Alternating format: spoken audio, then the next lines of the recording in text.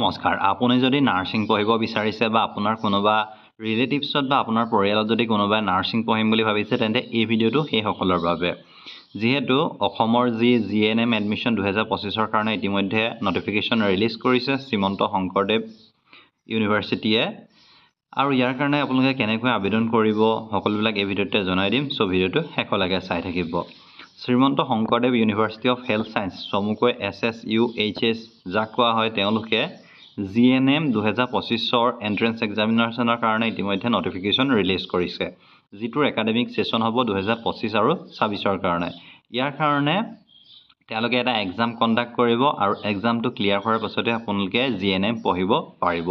ইয়াৰ কাৰণে এক্সামৰ এটা ডেটো তেওঁলোকে নিৰ্ধাৰণ কৰিছে যেটো 13 জুলাইত অনুষ্ঠিত হ'ব এক্সাম যেটো টাইমটো হেতু 2 ঘণ্টাৰ কাৰণে হ'ব আৰু যিখিনি এক্সাম সেন্টাৰ হেখিনি গুৱাহাটী ডিব্ৰুগড় শিলচৰ যোৰহাট বৰপেটা তেজপুৰ ডিফু লখিমপুৰ নগাঁও নলবাৰী ধুবুৰী আৰু কোকৰাঝাৰত থাকিব আৰু ইয়াৰ কাৰণে 100টা কুৱেশ্যনৰ কাৰণে 100 মাৰ্কস আহিব এতিয়া ইয়াত যিখিনি সাবজেক্ট আছে হেখিনি কি আহিব ইংলিশ ম্যাথমেটিক্স আৰু জেনাৰেল সায়েন্সৰ কাৰণে আহিব আৰু এই যিখন পেপাৰখন হেখন both ইংলিশ আৰু আসামিজ দুইটা মিডিয়ামতে থাকিব আৰু ইয়াত কোনো ধৰণৰ নেগেটিভ মাৰ্কিং নাথাকে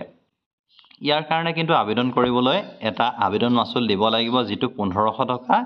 জেনাৰেলৰ কাৰণে বাকি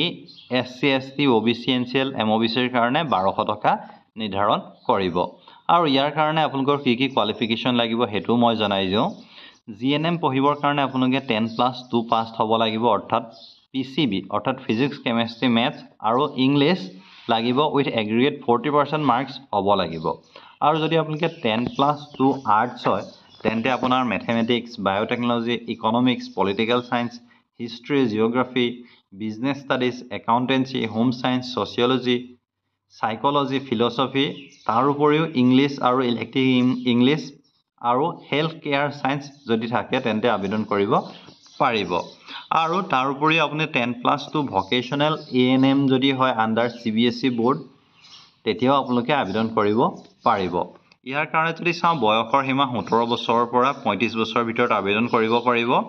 এইখিনি আছে ইয়াৰ এলিজিবল ক্ৰাইটেৰিয়া হয় আৰু এতিয়া যদি আমি চাবলৈ যাওঁ তেন্তে ইয়াৰ কাৰণে যেটো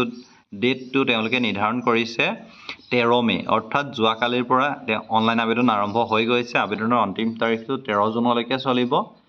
এডমিট কাৰ্ডসমূহ ৰিলিজ কৰিব 1 জুলাই তাৰিখে আৰু ইয়াৰ যেটো এক্সামটো হ'ব 13 জুলাই